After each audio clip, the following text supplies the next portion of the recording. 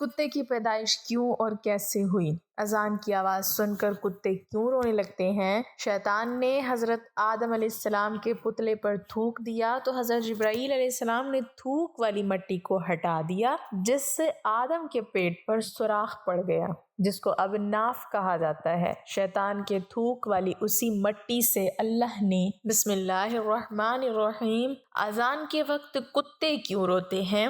آپ نے دیکھا ہوگا کہ اذان کے وقت، خاص طور پر فجر کی اذان کے وقت، بہت زیادہ کتے بھونکتے ہیں۔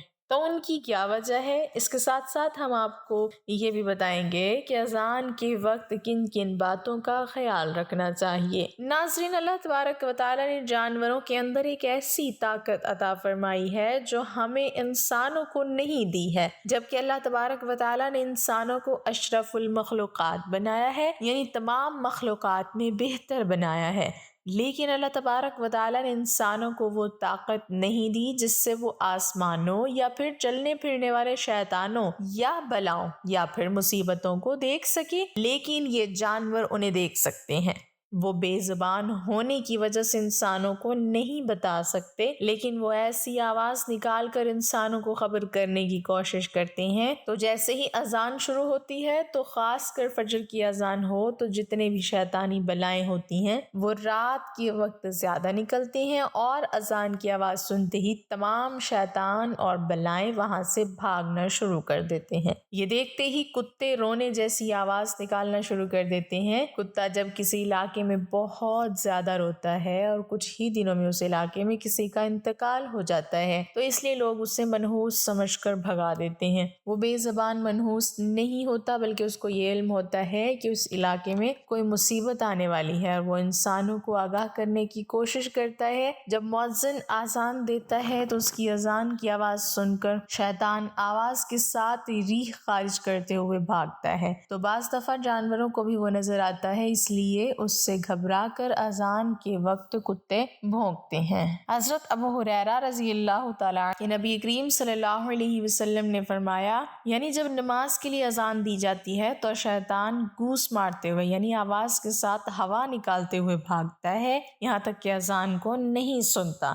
اذان کے وقت کن کن باتوں کا خیال رکھنا چاہیے؟ نمبر 1، اذان کے وقت بات چیت نہ کریں۔ نمبر 2، اذان ہو رہی ہو تو سلام بھی نہ کریں۔ اذان کے وقت اگر کوئی سلام بھی کرے تو جواب بھی نہیں دینا چاہیے۔ نمبر 3، اگر قرآن کی تلاوت بھی کر رہے ہوں تو بھی اذان کے وقت قرآن پاک بند کر دیا جائے۔ نمبر 4، اذان کا ادب نہ کرنے والوں پر اللہ کا سخت عذاب آئے گا۔ نمبر 5، اذان کو غور سے سنیں اور ہر کلمات کو دہرائیں۔ نمبر 6، اگر راستے میں اذان شروع ہو جائے تو ٹھہر جائیں۔ نمبر 7، اذان کے وقت اذان پر غور نہ کرنے والوں کو مرتے وقت کلمہ نصیب نہ ہوگا۔ نمبر 8، اذان کے وقت کسی بھی طرح کا کوئی سنگیت یا گانا نہیں سننا چاہیے۔ نمبر 9، اذان کے وقت عورت کو سر ڈھک کر رکھنا چاہیے۔ نمبر 10، اذان کے وقت کبھی بھی پیر پسار کر نہیں سونا چاہیے۔ نمبر 11، جو شخص اذان کے وقت باتوں میں مشغول رہتا ہے اس کا خاتمہ برا ہونے کا خوف ہے۔ نمبر 12، اذان جب بھی سنے اذان کا جواب دے۔ اذان دینے والا جیسا کہے اذان سننے والا بھی ویسا ہی کہے۔ نمبر 13، جب مؤذن اشہد ان محمد رسول اللہ کہے تو صلی اللہ علیہ وسلم ضرور پڑھیں۔ اب ہم آپ کو بتاتے ہیں کہ کن کن کاموں کو کرنے سے گھر میں غربت آتی ہے۔ نمبر 1، جلدی جلدی نماز پڑھنے سے گھر میں غربت آتی ہے، گھر میں خیر و برکت ختم ہو جاتی ہے، فکر و فاقہ اور تنگ دستی آتی ہے۔ بہت سارے لوگوں کی عادت ہوتی ہے کہ وہ مسجد میں جاتے ہیں اور جلدی جلدی نماز پڑھ کر باہر آ جاتے ہیں، لیکن یہ جلد بازی تباہی کی طرف لے کر جاتی ہے۔ نمبر 2، کھڑے ہو کر پیشاب کرنے سے گھر میں غربت آتی ہے۔ نمبر 3، پیشاب کرنے کی جگہ پر وضو کرنے سے رزق میں تنگی آتی ہے اور گھر کا سکون ختم ہو جاتا ہے۔ چاہے آپ قرآن پڑھنے کے لیے وضو کریں یا نماز پڑھنے کے لیے وضو کریں تو یہ حرکت ہرگز نہ کریں۔ نمبر 4، کھڑے ہو کر پانی پینے سے، بیٹھ کر پانی پینے کے تو ویسے ہی بہت سارے فائدے ہیں اور سائنسی تحقیق سے بھی ثابت ہے، لیکن سائنس نے تو اب تحقیق کی ہے، لیکن حضرت محمد صلی اللہ علیہ وسلم نے 1400 سال پہلے ہی بتا دیا تھا کہ بیٹھ کر پانی پینے کے بہت سارے فائدے ہیں۔ نمبر 5، منہ سے پھونک کر چراغ بجھانے سے گھر میں غریبی آتی ہے۔ منہ سے چراغ بجھانا نحوست کی علامت ہے، اس سے گھر میں خیر و برکت نہیں ہوتی۔ نمبر 6، دانت سے ناخن کاٹنے سے گھر میں رزق کی کمی ہوتی ہے، اس گھر میں کبھی رحمتیں برکتیں نہیں آتی۔ نمبر 7، دامن یا آستین سے منہ صاف کرنے سے بہت سارے لوگوں کی عادت ہوتی ہے کہ دامن یا آستین سے منہ سے پسینہ صاف کرتے ہیں، اور جس کی وجہ سے وہ رزق کی تنگی کا شکار ہوتے ہیں۔ اس لیے دامن یا آستین سے کبھی بھی منہ صاف نہ کریں اور ہمیشہ اس سے بچنے کی کوشش کرتے رہیں۔ ناظرین، یہ تھی وہ 7 باتیں جن کے کرنے سے گھر میں رزق کی تنگی ہوتی ہے، تو ان سب کاموں سے ہمیشہ بچنا چاہیے۔ کتے کی تخلیق کیسے ہوئی؟ مذاہب کی قدیم کتابوں کے مطابق ابلیس یعنی شیطان جن تھا، اور اللہ تعالیٰ نے اس کی عبادت کے باعث اسے فرشتوں میں شامل کر لیا۔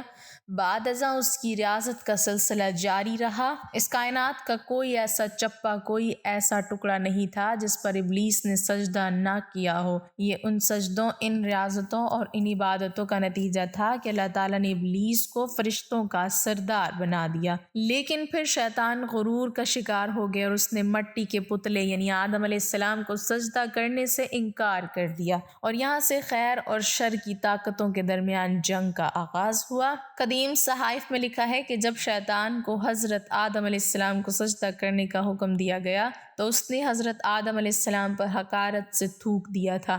شیطان کا تھوک حضرت آدم علیہ السلام کے پیٹ پر گرا تھا۔ بعد ازاں اللہ تعالیٰ نے حضرت جبرائیل علیہ السلام کو تھوک والی مٹی نکالنے کا حکم دیا۔